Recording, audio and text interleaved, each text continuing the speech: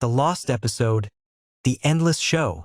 Gumball and Darwin are excited about their Saturday movie marathon at the old Elmore Cinema. The theater has been showing classic films all day, and they've managed to sneak in for the late-night horror movie festival. The building is old and creaky, with red velvet seats and dim lighting that gives everything a nostalgic, slightly eerie atmosphere. As they settle into their seats with popcorn and drinks, Gumball notices something odd. The other moviegoers seem unusually still, sitting perfectly upright and staring at the screen without blinking.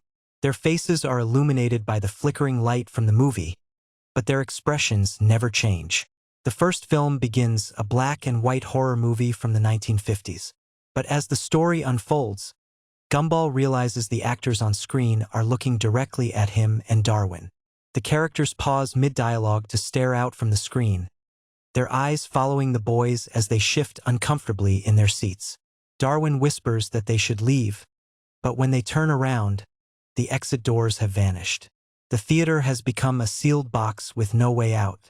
The walls are now covered in movie posters that seem to move and change when not being watched directly. The film on screen begins to glitch and stutter. Scenes from different movies start bleeding into each other. Cowboys fighting space aliens, romantic leads turning into zombies, cartoon characters becoming horrifyingly realistic. The boundary between films dissolves completely. Suddenly, characters begin stepping out of the screen. A film noir detective with hollow eyes, a screaming victim from a slasher film, a robot from a science fiction movie, all moving with jerky, unnatural motions like damaged film reels. They shamble through the theater aisles, searching for something.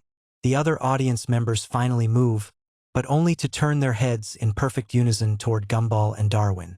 Their faces are blank, like empty movie screens waiting for a projection. They speak in chorus. "Welcome to the Endless Show. The feature presentation never ends. You are now part of the cast." Gumball and Darwin realize the theater feeds on audiences, trapping them inside films forever. The building has been collecting viewers for decades, turning them into characters in an infinite loop of movies that play for no one. The boys try to run, but every aisle leads to a different movie set. They find themselves running through a western town, then a haunted mansion, then a spaceship corridor. Each scene is populated by the trapped souls of previous moviegoers, now forced to act out the same scenes forever. In the projection booth, they discover an ancient film projector that seems to be the source of the theater's power. It's running multiple reels simultaneously, creating the chaotic blend of movies. The machine is covered in names carved by desperate people who tried to escape. The projector shows them the truth. Every person who ever entered this theater became part of its collection. They're given a choice. The lost episode, The Endless Mall, a second horror story from the amazing world of Gumball that was never meant to be aired. It was supposed to be a fun Saturday at the Elmore Mall. Gumball and Darwin had convinced their mom to drop them off for a few hours of window shopping and arcade games. The mall was always busy on weekends, filled with families, teenagers, and the usual chaos that made Elmore feel alive. But when Nicole's car disappeared around the corner, something changed. The first thing they noticed was the silence. Not the comfortable quiet of an empty space, but the wrong kind of silence that made your ears ring and your skin crawl. The mall's usual background noise, the chatter of shoppers, the distant music from stores, the echo of footsteps on tile, had vanished completely. "Darwin, where is everyone?" Gumball asked, his blue fur standing on end as they walked through the main entrance. The automatic doors had opened normally, but the sound they made seemed to echo forever in the empty space. Darwin floated beside him, his orange fins trembling slightly. "Maybe we're early? Maybe the mall isn't open yet." But the lights were on. The stores were open. The escalators were running. Everything looked exactly as it should, except for one crucial detail. There were no people. Not a single soul anywhere to be seen. They walked deeper into the mall, their footsteps echoing strangely off the polished floors. The sound seemed to bounce back from directions that didn't make sense, as if the mall had more levels and corridors than it should have. "Look!" Darwin pointed with one of his fins toward the food court. "The food is still warm." Steam rose from abandoned trays of French fries and half-eaten burgers. Drinks sat with ice still floating in them, condensation beating on the plastic cups. It was as if everyone had simply vanished mid-bite, mid-conversation, mid-life. Gumball approached one of the tables where a family meal sat untouched. For plates, for drinks, for sets of silverware. A child's toy lay beside a small cup with a cartoon character on it. The scene was so normal, so everyday, that its emptiness felt like a violation of reality itself. "This is really weird, even for Elmore," Gumball muttered, picking up a French fry. It was still hot, still crispy, as if it had been served moments ago. That's when they heard it. Music, faint and distant, coming from somewhere deeper in the mall. It was the kind of cheerful, generic mall music that usually played in the background, but now it sounded hollow and wrong, like a music box winding down. They followed the sound, walking past empty stores with their lights still on and their displays perfectly arranged. The mannequins in the clothing stores seemed to watch them as they passed, their plastic faces frozen in expressions that looked less like smiles and more like grimaces in the strange, empty light. The music led them to the center of the mall, where a large fountain usually attracted crowds of people tossing coins and making wishes. The fountain was still running, water cascading down its tiers in an endless cycle, but the coins at the bottom seemed to have multiplied impossibly. There were thousands of them, maybe millions, creating a carpet of copper and silver that stretched far deeper than the fountain should have been able to hold. "Gumball," Darwin whispered, his voice barely audible over the sound of falling water. "Look at the escalators." The escalators were still running. The lost episode. The amazing world of Gumball. The mirror world. It was a bright Saturday morning in Elmore. Gumball and Darwin were walking through the park, enjoying the sunshine and fresh air. Everything seemed perfectly normal until they noticed something strange. Where the old fountain used to be, there now stood a large, ornate mirror with an intricate golden frame. The mirror was tall and elegant, shimmering mysteriously in the sunlight.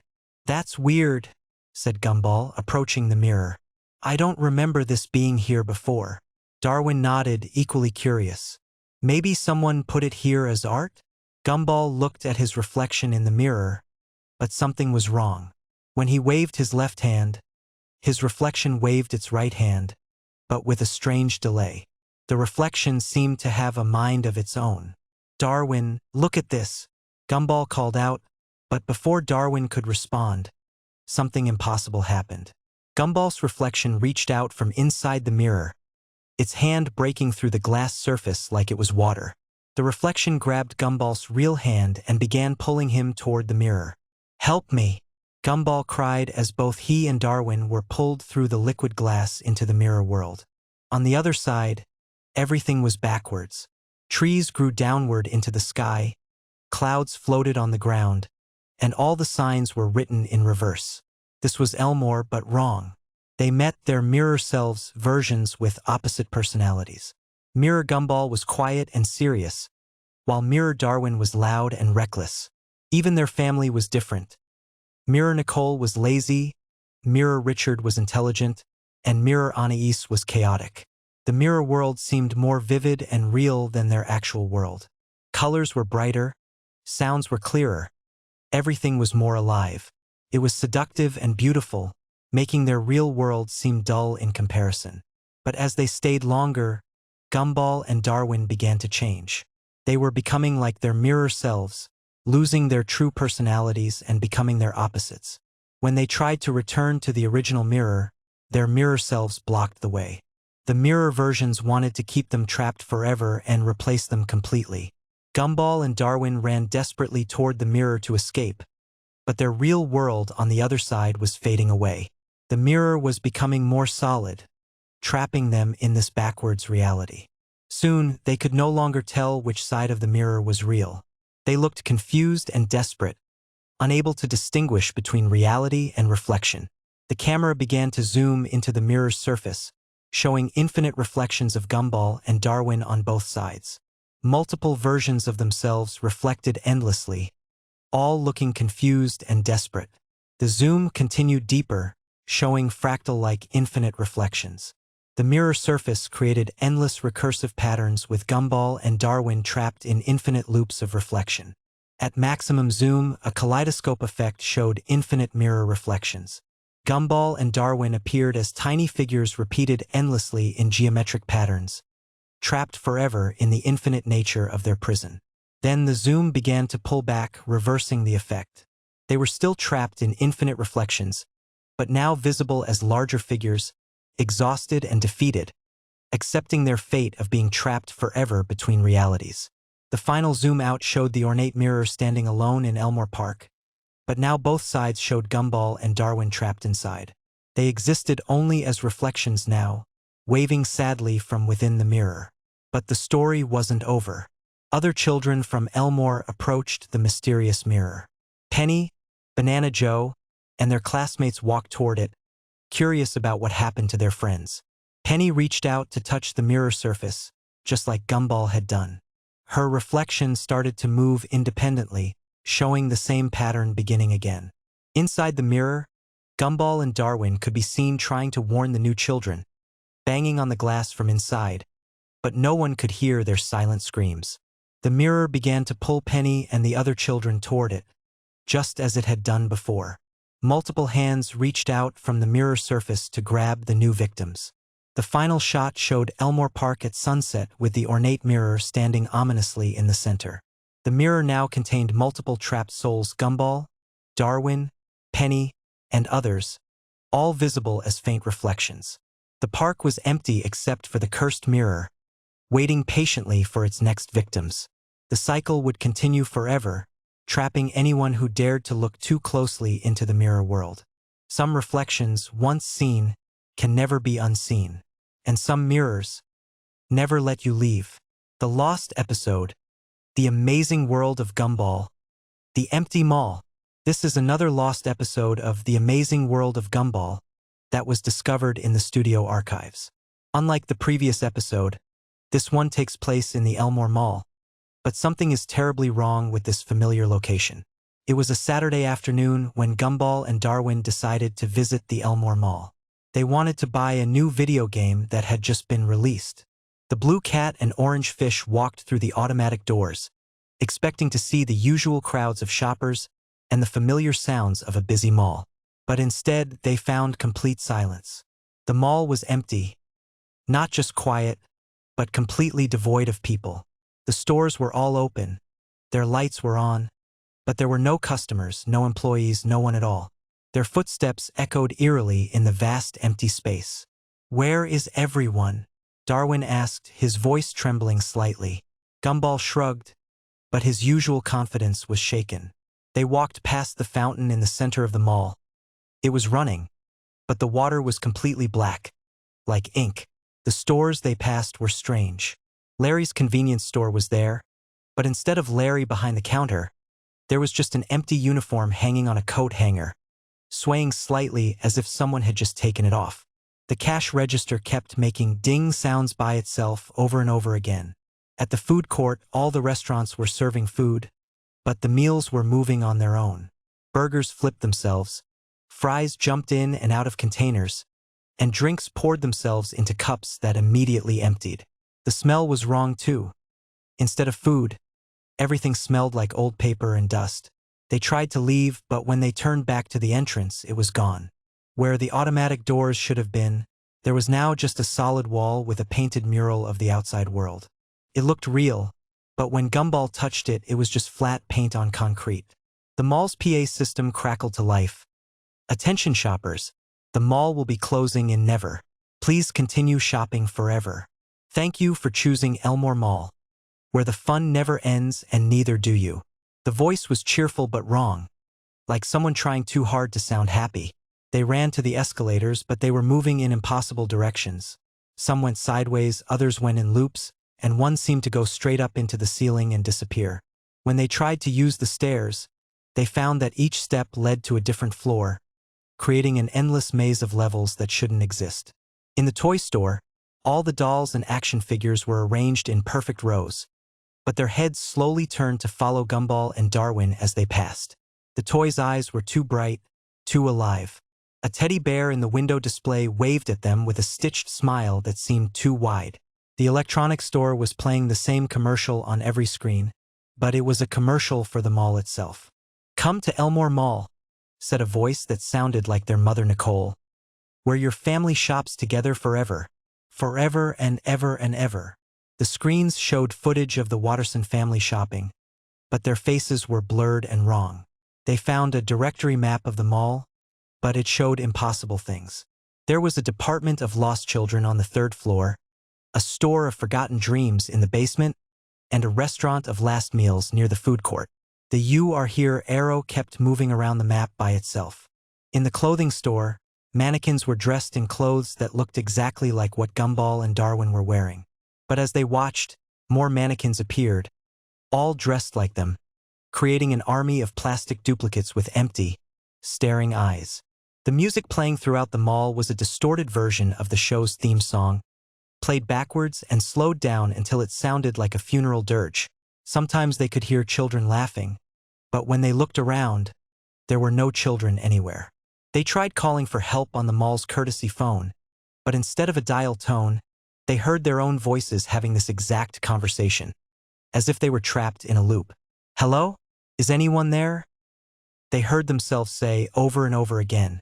In the bookstore, all the books had the same title, The Amazing World of Gumball, the episode that never ends. When they opened one, the pages were blank except for a single sentence repeated over and over. "You can never leave the mall. You can never leave the mall." The security cameras throughout the mall all turned to follow them, their red recording lights blinking in unison like a heartbeat. On the security monitors, they could see themselves from every angle, but in some of the screens, there were additional figures following them, shadowy shapes that weren't there when they looked around. Finally, they reached what should have been the exit, but instead found Richard, their father, standing in front of a store called Dad's Perfect Day. He was smiling, but his smile was too wide, and his eyes were completely black. "Boys," he said in a voice that was the lost episode of The Amazing World of Gumball that never aired. It was a Tuesday morning at Elmore Junior High, but something felt different from the moment Gumball and Darwin walked through the front doors. The hallways were unusually quiet, with only their footsteps echoing against the lockers. Miss Simeon's classroom was empty when they arrived, though her coffee was still steaming on the desk, as if she had just vanished. Darwin noticed at first the way their classmates' reflections in the windows didn't match their movements. Penny's reflection was facing the wrong direction, while Tobias's shadow seemed to be waving when he was standing still. When Gumball tried to point this out, Darwin's reflection wasn't moving its mouth, even though Darwin was clearly speaking. The school bell rang, but instead of the familiar chime, it played a haunting lullaby. Students began filing into classrooms, but their movements were too synchronized. Everyone walked at exactly the same pace, turned their heads at precisely the same angle, and sat down in unison without a word. During lunch, the cafeteria served the same meal to everyone, a gray substance with no smell or taste. Gumball watched in horror as his classmates ate in perfect silence, their spoons moving in identical patterns. When he tried to speak to Carrie, she turned to look at him, but her eyes were completely white, reflecting nothing. The afternoon brought an assembly that wasn't scheduled.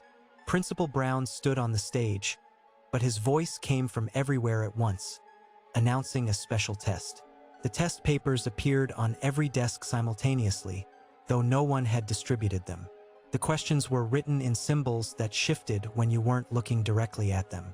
As Gumball tried to fill out his test, his pencil was writing answers he hadn't intended. His hand moved on its own, forming words in that strange script. Around him, every student was writing the exact same answers in perfect unison, their pencils scratching in a rhythm that sounded like breathing. When the final bell rang, students began leaving in single file, their faces blank. Gumball and Darwin tried to follow, but found themselves walking in circles through hallways that stretched longer with each step. The exit doors led back into the same corridor, and the windows showed only darkness. The janitor appeared at the end of the hallway, mopping with movements that were too fluid. When he looked up, his face was a perfect mirror, reflecting not Gumball and Darwin, but two empty desks in an empty classroom. He spoke without moving his lips, telling them that school would never end, that they would take the test again tomorrow until they got the right answers. As the lights began to dim, Gumball realized that the test wasn't about knowledge. It was about becoming like everyone else, moving in perfect harmony, thinking the same thoughts.